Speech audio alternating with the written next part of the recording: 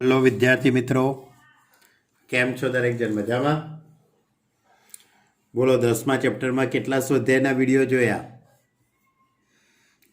સ્વાધ્યાય 10.4 સુધી આપણે 10.3 સુધી ચલાયેલું અને સ્વાધ્યાય 10.4ના 2 દાખલાની વાત કરેલી તમારી જોડે. અને આ બધી જ વાત સાથે સંકળાયેલી છે વસ્તુ મેં આગળ જે થિયરી લખાયેલી, આગળ જે કે બે સૂત્રો લખાયેલા છે, નાનામાં નાની જે વાતો મેં લખાયેલી છે એ તમને મોઢે આવડતી હોવી જોઈએ, તો જ દાખલા ગણવાની મજા આવે છે. બરાબર? તો આજે આપણે સ્વાધ્યાય 10.4ની અંદર આગળ જઈશું. ત્યારે ઓકે, તો ત્રીજો દાખલો આપણે ગણીએ. જો એકમ સદિશ એ આઈ સાથે π/3 માપનો ખૂણો, જે કેપ સાથે π/4 માપનો ખૂણો તથા કે કેપ સાથે લઘુકોણ થીટા બનાવે તો થીટા શોધો અને તે પરથી સદિશ એના ઘટકો શોધો. ટૂંકમાં કહેવાનો અર્થ એનો એમ છે કે એકમ સદિશ આઈ એટલે કે આ સદિશ એનું મૂલ્ય 1 એકમ છે. વસ્તુ ક્લિયર થઈ ગઈ. ઓકે, હવે એને એક્સ અક્ષ સાથે જે ખૂણો બનાવેલો છે એટલે આઈ કેપ સાથેનો જે ખૂણો છે એને હું આલ્ફા કહી દઉં. એટલે આઈ કેપ અને સદિશ એ આ બંને વચ્ચેનો જે ખૂણો છે એને આપણે આલ્ફા કહી દઈએ અને આલ્ફા ઇઝ ઇક્વલ ટુ રકમમાં આપેલું છે π/3. ઓકે, એ જ રીતે જે કેપ સાથે સદિશ એ જે ખૂણો બનાવે છે એને આપણે બીટા કહી દઈએ. બીટા ઇઝ ઇક્વલ ટુ π/4 અને કે કેપ એટલે કે ઝેડ અક્ષ સાથેનો જે ખૂણો છે એને હું ગેમા કહી દઉં, જેનું મૂલ્ય આપણે શોધવાનું છે દાખલામાં. એટલે કે દાખલાની અંદર આલ્ફા બીટા આપેલા છે અને ગેમા શોધવાના છે. હવે આ બધાની જોડે સંબંધ ધરાવતું આપણી જોડે એક સૂત્ર છે, આપ શ્રી બધાને યાદ હશે. cos square alpha plus cos square beta plus cos square gamma is equal to 1. cos square alpha plus cos square beta plus cos square gamma is equal to 1. cos square આલ્ફાની જગ્યાએ π/3, cos સ્ક્વેર બીટા એટલે π/4 plus cos square gamma is equal to 1. હવે cos π/3ની કિંમત 1/2 એનો square, cos π/4ની કિંમત 1/√2 એનો square plus cos square gamma is equal to 1. આનું સાદુરૂપ આપું 1/4 plus 1/2 plus cos square gamma is equal to 1. હવે આ 1/4 1/2 ને હું સામે લઈ જાઉં તો cos square gamma is equal to 1 - 1/4 minus 1/2. અહીંયાથી 4નો લસા લઈશું આપણે તો cos square gamma is equal to 4નો લસા એટલે 4 - 1 - 2 એટલે કે એની ઉપરથી cos square gamma is equal two 4 - 3 એટલે 1 થઈ જશે 1/4 એટલે એની ઉપરથી cos gamma is equal two 1/2. આમ તો તમને વિચાર આવતો હશે કે આપણે પ્લસ ઓર માઇનસ લખીએ, પરંતુ બાળકો રકમની અંદર થીટા એટલે કે આની અંદર થીટા આપેલો છે, રકમની અંદર થીટા છે એવું આપેલું છે રકમમાં, એટલે આપણે અહીંયા cos સ્ક્વેર થીટા ગેમા એટલે શું છે આપણી જોડે થીટા, અહીંયા જરાક સુધારી દેજો બાળકો, cos square theta it is a theta. તો cos theta is equal two 1/2 તો થીટા ઇઝ ઇક્વલ ટુ π/3 થઈ જશે. कारण के थीटाનું મૂલ્ય 0 થી થીટાનું મૂલ્ય 0 થી 90 ની વચ્ચે આવશે કારણ કે લઘુકોણ પ્રકારનો ખૂણો છે એટલા માટે 0 less than theta less than π/2. તો આપણો જે પહેલો જે પ્રશ્ન હતો, ધ્યાન રાખજો, અહીંયા થીટા આવશે બાળકો, ગેમા નહીં આવે, થીટા. આ સૂત્ર છે, સૂત્રમાં ગેમાની જગ્યાએ તમારે થીટા મૂકવાનું છે. મારાથી ભૂલ થઈ ગઈ છે. હવે તમારે દાખલામાં સદિશ ઘટકો શોધવાના છે. તો સદિશ આ રીતે બતાવી શકાય. કોઈ પણ સદિશ હોય એનું નિરૂપણ આપણે આ રીતે કરી શકીએ. સદિશ A is equal to mod of સદિશ A cos alpha into I cap plus mode of सदिश A into cos beta into J cap plus mode of सदिश A cos gamma K cap. બરાબર. હવે અહીંયા આપણી જોડે મોડ ઓફ સદિશ A એક એકમ છે. બરાબર. આલ્ફાનું મૂલ્ય π/3, બીટાનું મૂલ્ય π/4 અને ગેમા એટલે થીટા છે આપણી જોડે π/3. એટલે સદિશ A ઇઝ ઇક્વલ ટુ અહીંયા બધે એક એક એકમ કોસ આલ્ફાની જગ્યાએ π/3 I cap plus cos beta એટલે π/4 J cap plus cos π/3 K cap. એટલે 1/2 1/√2 1/2. એટલે એની ઉપરથી આપણને સદિશ આ રીતે મળશે. સદિશ A બરાબર 1/2 I cap plus 1/√2 J cap plus 1/2 K cap. આ સદિશ શોધ્યો. પણ તમને પ્રશ્ન એવો કર્યો છે કે આ સદિશના ઘટકો લખવાની વાત કરી છે. તો એના સદિશ ઘટકો, પણ આપણે અદિશ ઘટકો લખીએ. જો સદિશ ઘટકો લખવા હોય તો I cap J cap K capનો ઉપયોગ કરીશું. પણ આને એવું સદિશ એવું લખ્યું નથી, ખાલી માત્ર એના ઘટકો એવું લખેલું છે. તો હું બંને લખી કાઢું. તો સદિશ એના સદિશ ઘટકો તો 1/2 I cap 1/√2 J cap અને 1/2 K cap. અને હવે સદિશ એના અદિશ ઘટકો લખું. તો અદિશ ઘટકો લખતી વખતે તમને ખ્યાલ છે I J K નો આપણે ઉપયોગ કરતા નથી. આ x અક્ષ સાથેનો અદિશ ઘટક, આ y અક્ષ સાથેનો અને આ છે z અક્ષ સાથેનો. એમાં I cap J cap K cap બતાવવાનો નહીં. બરાબર. હા કે રકમમાં એવું સ્પષ્ટીકરણ નથી કર્યું કે સદિશ ઘટકો લખો કે અદિશ ઘટકો લખો. બરાબર. એટલા માટે મેં માત્ર અદિશ ઘટકો જ લખેલા છે.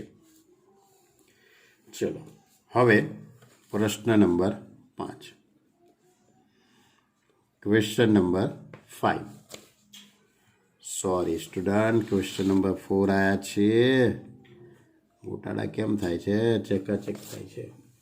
કશો વાંધો નહીં બાળકો.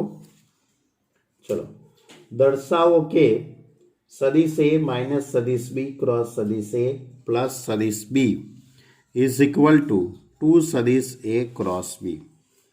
આપણે જે સાબિત કરવાનું છે તેની ડાબી બાજુ સદિશ A માઇનસ સદિશ B ક્રોસ સદિશ A પ્લસ સદિશ B. હવે અહીંયા કૌંસ આપણે દૂર કરી દઈએ.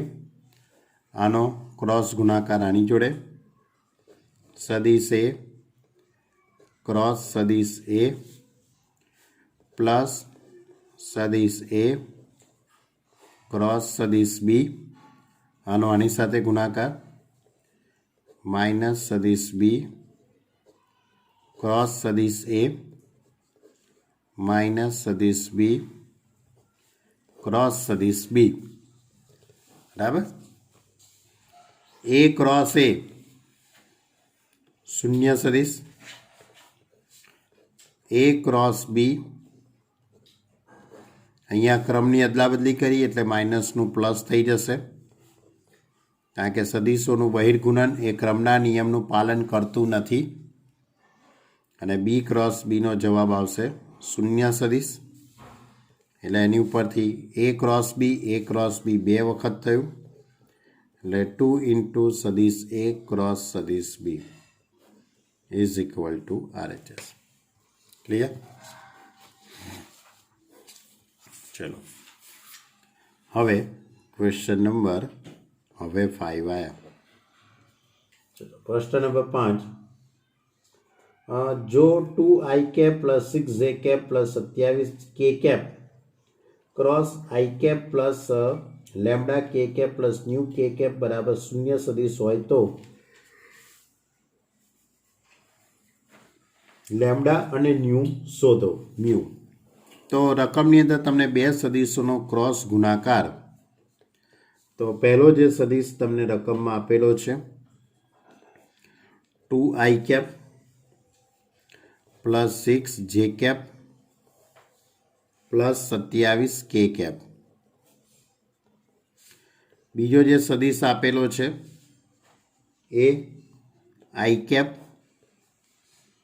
Plus lambda j cap plus mu k cap. सदिश ए इज इक्वल टू 2, 6, 27. सदिश B is equal to 1 lambda અને म्यू. હવે A cross B is equal to शून्य सदिश सदिश ए क्रॉस सदिश बी इज इक्वल टू शून्य सदिश એવું રકમમાં આપેલું છે એટલે i cap J cap K cap. હવે 2, 6, 27 1 lambda mu is equal to शून्य सदिश. હવે આનો સાદુરૂપ આપણે આપી દઈએ. જો હવે મેં વિસ્તરણ કરી દીધેલું છે નિશ્ચાયકનું તો 6 म्यू माइनस 27 लेमडा आमांथी मैं माइनस कॉमन काढी नाख्या એટલે 27 माइनस 2 लेमडा અને આ છે z ઘટક 2 lambda minus 6 is equal two શૂન્ય સદિશ એટલે કે 0 0 0. હવે આપણે લેમડા અને મ્યુ શોધવાનું છે તો એક્સયામ જોડે એક્સયામની સરખામણી વાયયામની સરખામણી ને ઝેડયામની સરખામણી એટલે એની ઉપરથી 27 minus 2 mu is equal to 0 અને 2 lambda minus 6 is equal to 0. तो एनी उपरथी 27 इज इक्वल टू 2 म्यू એટલે म्यू इज इक्वल टू 27/2.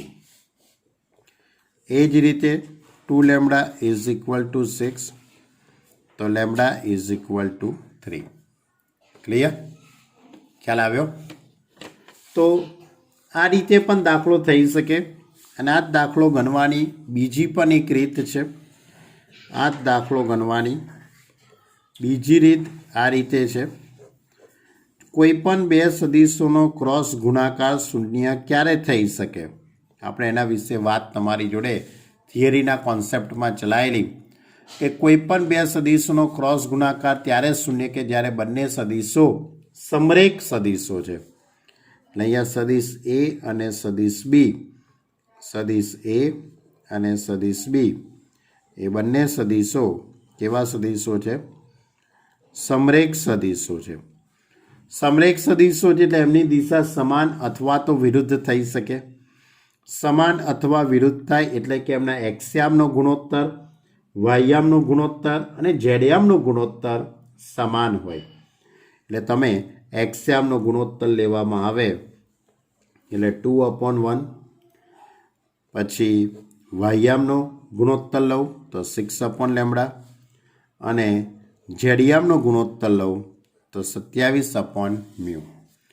હવે 2/1 એટલે તો 2 થઈ જવાનું. આની જોડે સરખામણી, આની જોડે સરખામણી કરું તો 2 = 6/λ, તો λ = 3.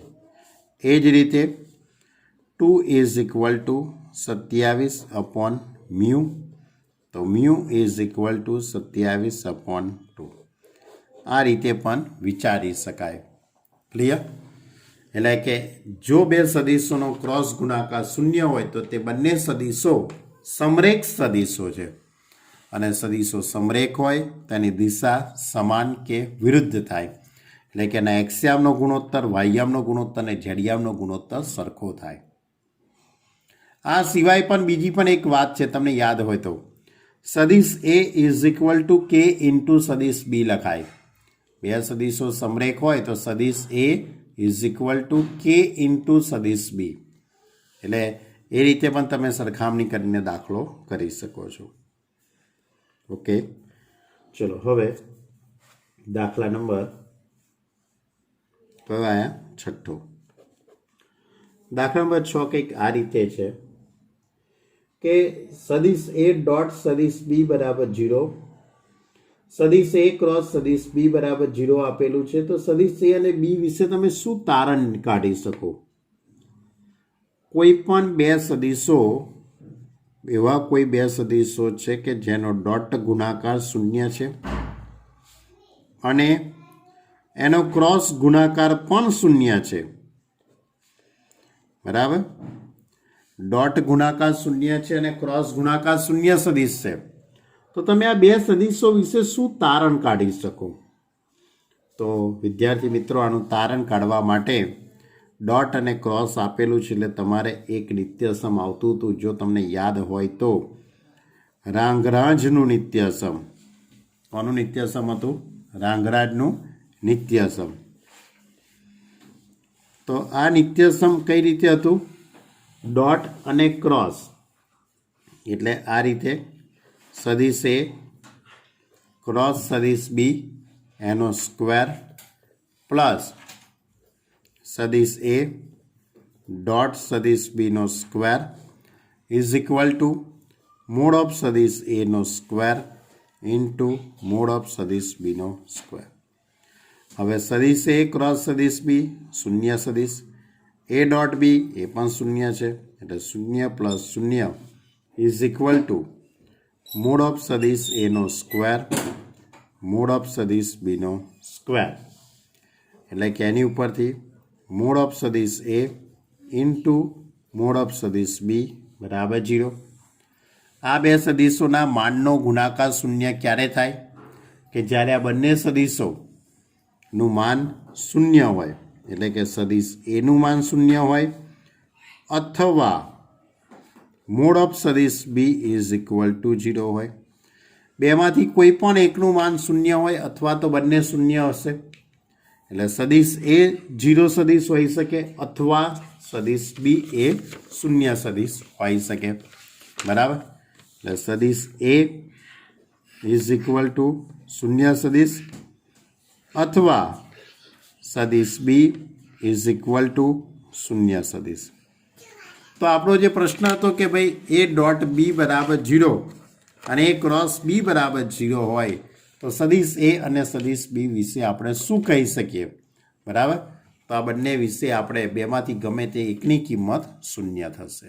ઓકે, જો હવે 7મો દાખલો. સદિશો સદિશ A, સદિશ B અને સદિશ C અનુક્રમે A1 I cap, A2 J cap અને A3 K કેપ છે. એટલે A1 A2 A3 આ સદિશ A. સદિશ B = B1 I cap, B2 J cap, B3 K cap, એટલે B1 B2 B3. સદિશ C C1 C2 C3 C1 C2 C3. સ્વરૂપે આપેલ છે તો સાબિત કરો કે સદિશ A cross B plus C બરાબર સદિશ A ક્રોસ સદિશ B પ્લસ સદિશ A ક્રોસ સદિશ C. બહુ સિમ્પલ દાખલો છે બાળકો. પહેલાં આપણે સદિશ B પ્લસ સદિશ C શોધી કાઢીએ. તો B1 plus C1, B2 plus C2 અને B3 પ્લસ C3. ક્લિયર? આ સદિશ B પ્લસ સદિશ C શોધી કાઢ્યું. હવે આપણે જે સાબિત કરવાનું છે તેની ડાબી બાજુ લઈએ. સદિશ A ક્રોસ સદિશ B પ્લસ સદિશ C. હવે A ક્રોસ સદિશ B પ્લસ C એટલે નિશ્ચાયકમાં I cap, J cap, K cap. સદિશ A એટલે A1, A2, A3.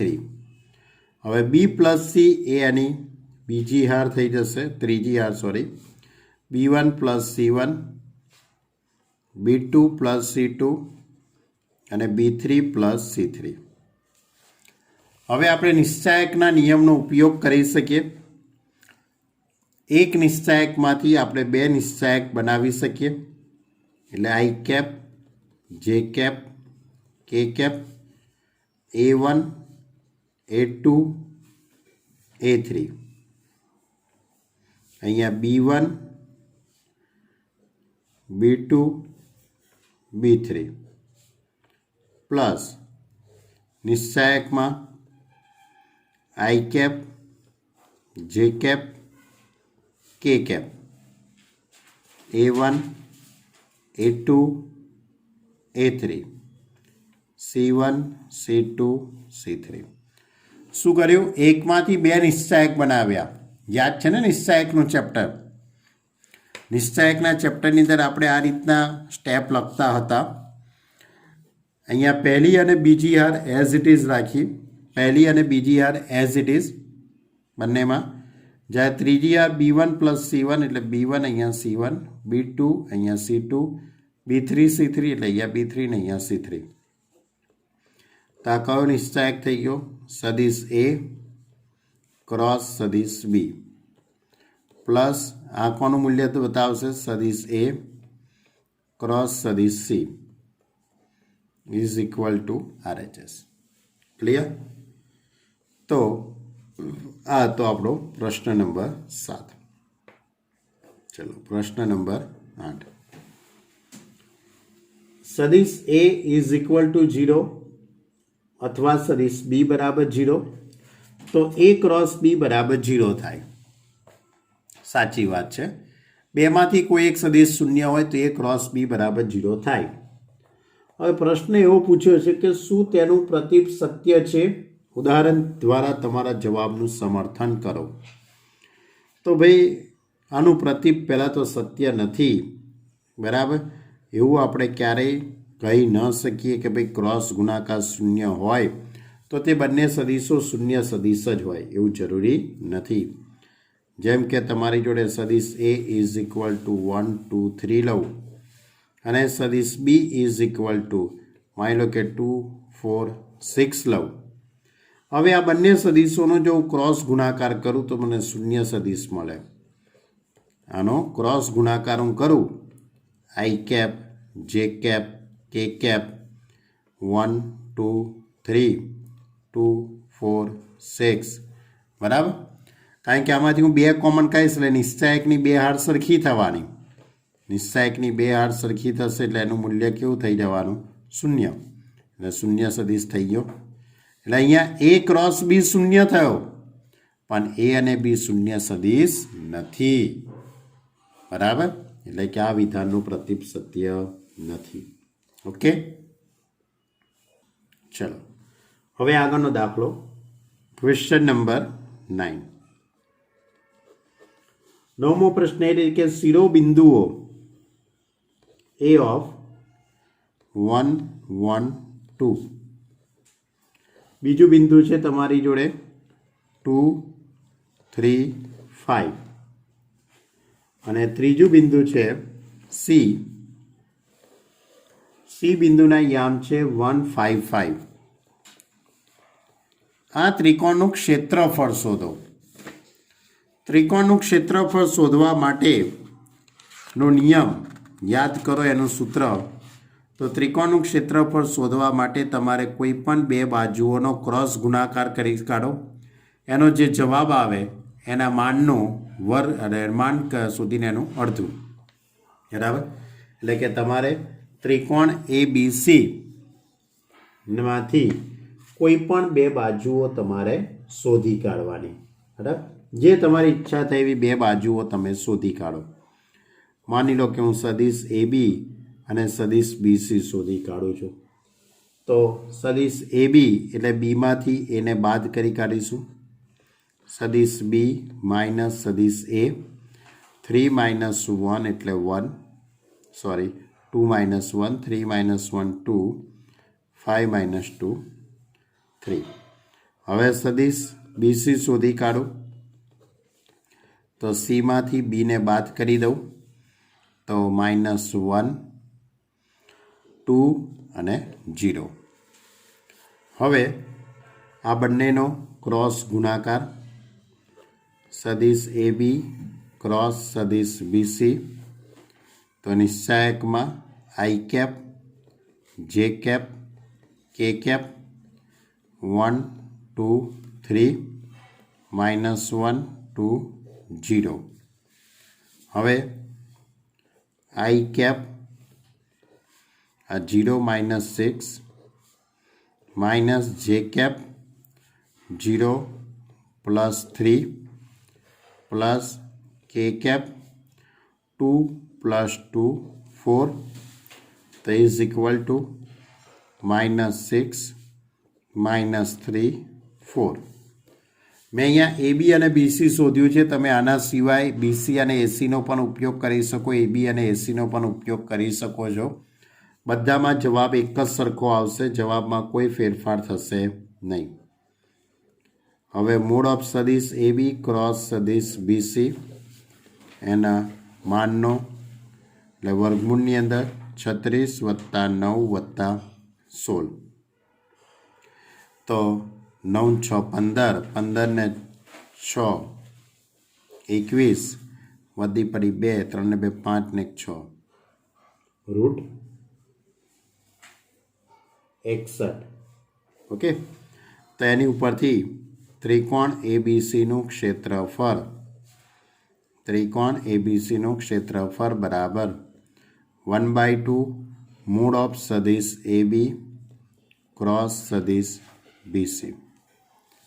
તો ઇઝ ઇક્વલ ટુ 1/2 વર્ગમૂળની અંદર 61. ક્લિયર?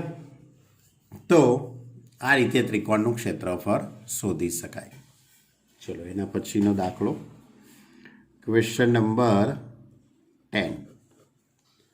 10મા દાખલાની અંદર કંઈક આ રીતે આપેલું છે તમને કે જો સમાંતર બાજુ ચતુષ્કોણની પાસેની બાજુઓ, સમાંતર બાજુ ચતુષ્કોણની પાસેની બાજુઓ સદિશ A ઇઝ ઇક્વલ ટુ, સદિશ A is equal to I cap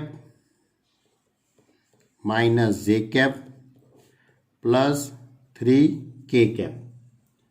પછી સદિશ B is equal to 2I cap minus 7J cap plus K cap હોય તો તેનું ક્ષેત્રફળ શોધવાનું છે. સમાંતર બાજુ ચતુષ્કોણની પાસેની બાજુઓ આપેલી છે. કઈ આપેલી છે? પાસેની. તો પાસેની બાજુઓ આપી હોય તો સમાંતર બાજુ ચતુષ્કોણનું ક્ષેત્રફળ કેવી રીતે શોધાય તમને ખ્યાલ છે. પાસેની બાજુઓનો ક્રોસ ગુણાકાર કરી દેવાનો. તો સદિશ A is equal to 1 minus 1 3, સદિશ B is equal two 2 minus 7 1. હવે A ક્રોસ B આપણે શોધી કાઢીએ. એનો જે જવાબ આવે એનો માન. પછી આમાં અડધું ના થાય, આમાં અડધું કરવાનું નથી. सदिश ए क्रॉस सदिश बी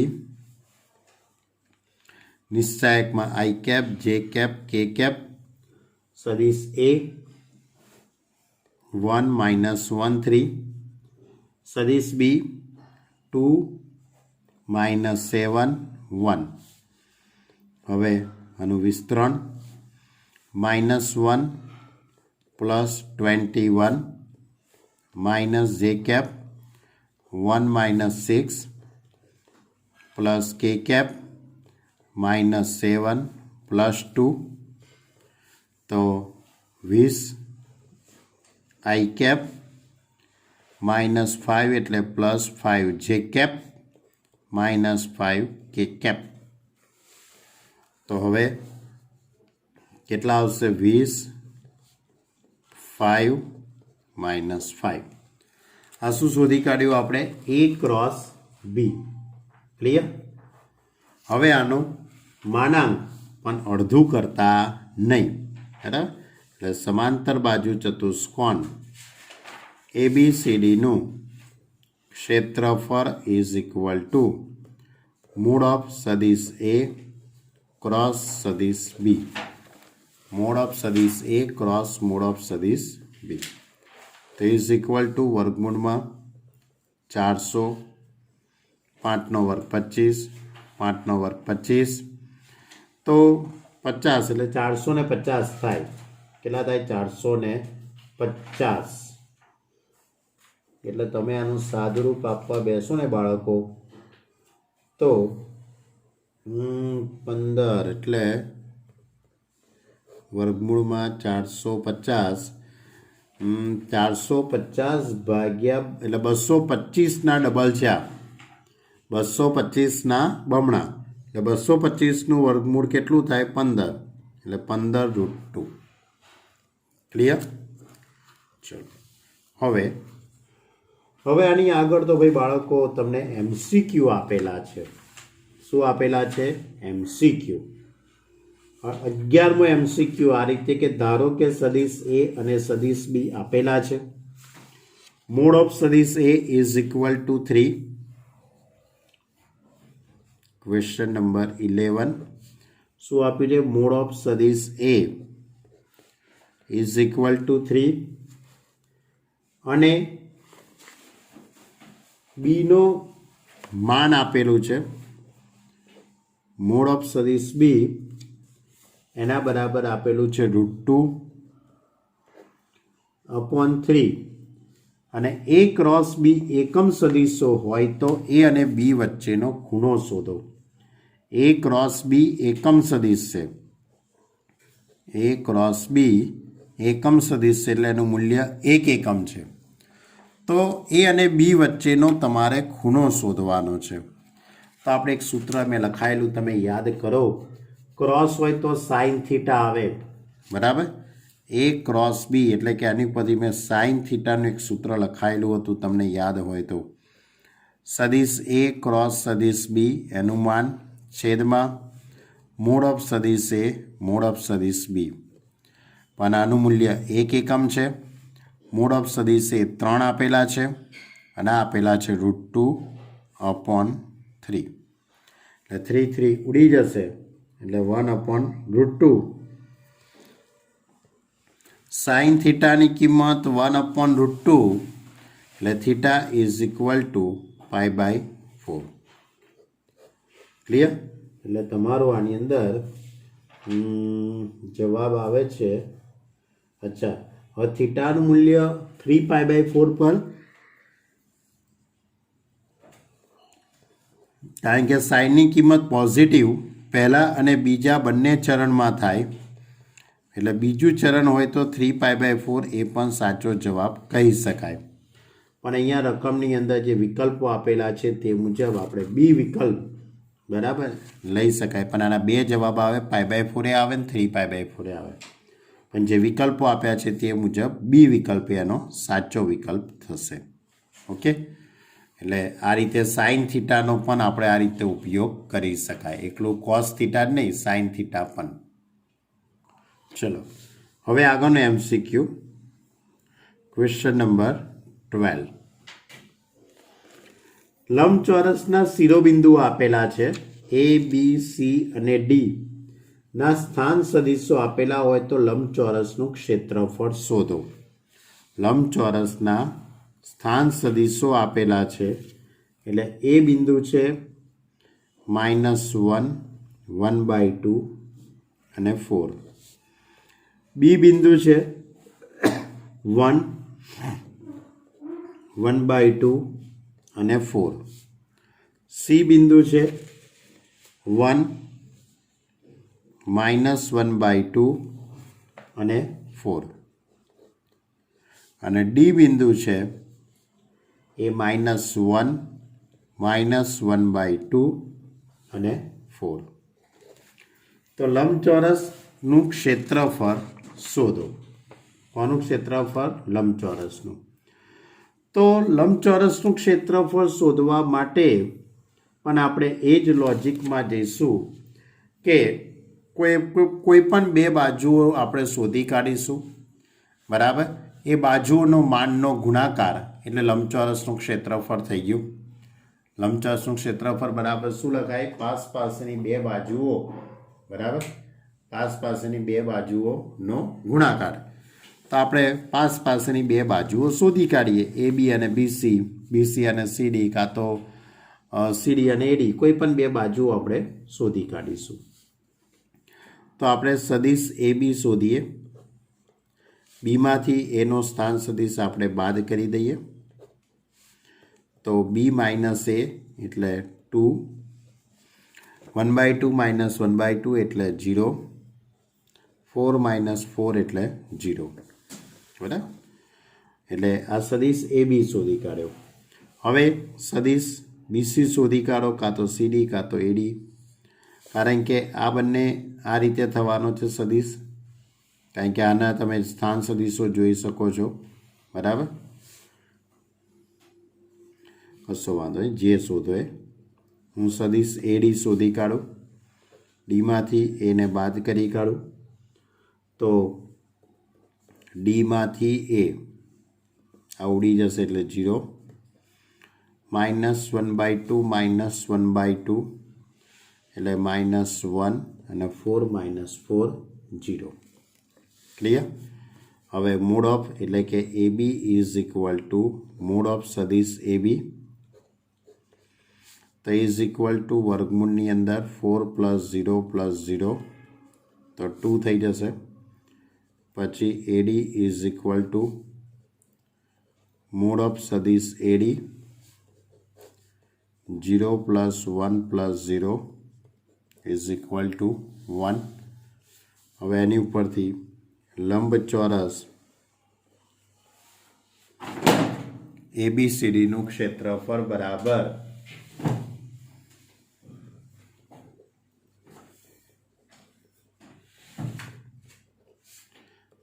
પાસેની બે બાજુઓનો ગુણાકાર એટલે 2 × 1 એટલે 2 × 2. ક્લિયર?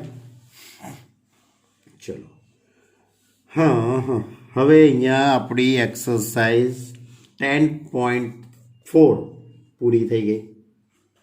હવે સ્વાધ્યાય 10.5 આપણે ચલાવીશું કે નહીં ચલાવીએ બાળકો? ચલો, સ્વાધ્યાય 10.5નો એકાદ દાખલો લેવાની મારી ઈચ્છા ખરી. બરાબર? તો જેથી કંઈક આપણને એવું લાગે કે ચલો આજે આપણે નવી એક્સરસાઇઝ ચાલુ કરી દીધી. ચલો, સદિશ A is equal to I cap - 2j cap + 3k cap એટલે 1 - 2 3. સદિશ B is equal to 2I cap - 3j cap + k cap એટલે 2 - 3 1. સદિશ she is equal two 3I cap + j cap - 2 એટલે 3 1 - 2. શું શોધવાનું ખબર છે બાળકો? પેટી ગુણન. પેટીમાં સદિશ એ, સદિશ બી, સદિશ સી શોધવાનો છે. બોલો પેટી ગુણન કેવી રીતે શોધતા હતા? શોધતા હતા નહીં, પહેલી જ વાર આવ્યું ને પેટી ગુણન. પેટી ગુણન બાળકો પહેલી જ વાર આવ્યું છે, પણ ટેન્શન લેશો નહીં. બરાબર. તો પેટીમાં સદિશ એ, સદિશ બી, સદિશ સી. પેટી એટલે નિશ્ચાયકમાં પહેલો સદિશ એ છે, તો સદિશ એના ઘટકો આપણે લખવાના 1 -2 3. પછી સદિશ બીના ઘટકો 2 -3 1. પછી સદિશ સી છે, તો સદિશ સીના ઘટકો લખીશું 3 1 -2. હવે આનું તમે વિસ્તરણ કરી કાઢો, તો 1 × 6 - 1 +2 -4 -3 +3 2 +9 એટલે 5 7 દુ 14 9 2 11 11 તરી 33. તો આ થઈ જશે બધું મિલાઈને 24. ક્લિયર? બોલો કેવો હતો 10.5નો પહેલો દાખલો? સહેલો હતો ને? પેટી ગુણન શોધવાનું હતું. શું શોધવાનું હતું? ખાલી પેટી ગુણન. ચલો હજુ એક દાખલો આપણે લઈ લઈએ બાળકો. સાબિત કરો કે સદિશ એ, સદિશ બી અને સદિશ સી સમતલીય છે. બોલો સમતલીય સદિશો કોને કહેવાય? સમતલીય સદિશો કોને કહેવાય? જે સદિશો એક જ સમતલમાં આવેલા હોય તેને સમતલીય સદિશો કહેવાય છે. એની શરત કઈ હતી? યાદ કરો. સદિશ એ, સદિશ બી. આપેલા સદિશોનો જો નિશ્ચાયકનું મૂલ્ય એટલે એનો પેટી ગુણનનું મૂલ્ય શૂન્ય થાય, આપેલા સદિશોના પેટી ગુણનનું મૂલ્ય શૂન્ય થાય તો સદિશો સમતલીય છે તેમ કહેવાય. બરાબર. એટલે આપણે અહીંયા ચકાસણી કરી લઈએ કે આ સદિશોનું પેટી ગુણન શૂન્ય થશે કે નહીં. ઓકે. ચલો સદિશ બી -2 3 -4. સદિશ સી ઇઝ ઇક્વલ ટુ 1 -3 અને 5. હવે આનો પેટીમાં સદિશ એ, સદિશ બી અને સદિશ સી. તે ઇઝ ઇક્વલ ટુ નિશ્ચાયકમાં 1 -2 3 -2 3 -4 1 -3 5. હવે આપણે આનું મૂલ્ય શોધી કાઢીએ.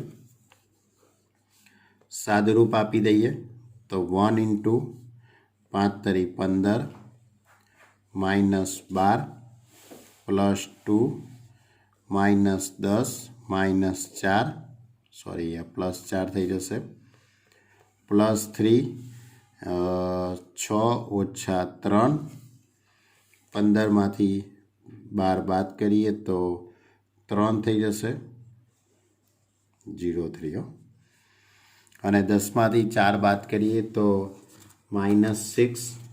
બરાબર.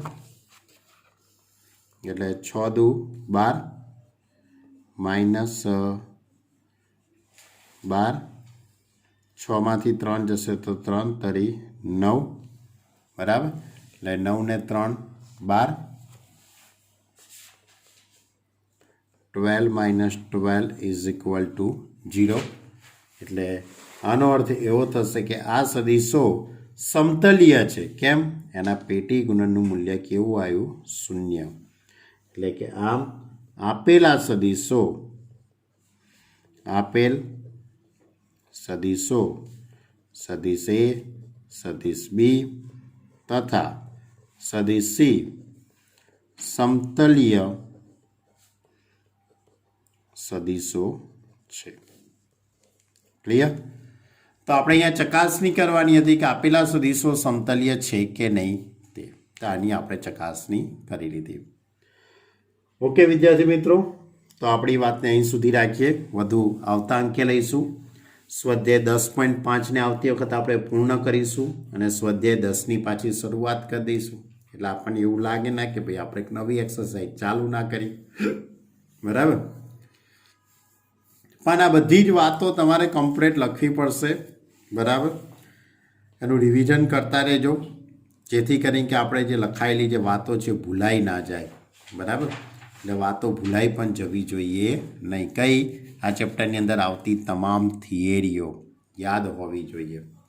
ઓકે સ્ટુડન્ટ, તો હોમવર્ક કરજો. કોઈને કંઈ પણ તકલીફ હોય તો મને વોટ્સએપ દ્વારા અથવા તો મને મોબાઈલ દ્વારા પણ તમે મને જાણ કરી શકો છો કે સાહેબ આમાં ખબર ના પડી, ફરીથી સમજાવો, તો આપણે એને ફરીથી સમજાવી દઈશું. ઓકે સ્ટુડન્ટ, પોતાનું ધ્યાન રાખજો. બરાબર. અહીંયા રખડતા નહીં, શાંતિથી ઘરમાં બેસીને રીડિંગ જ કરતા રહેજો. Okay student, by.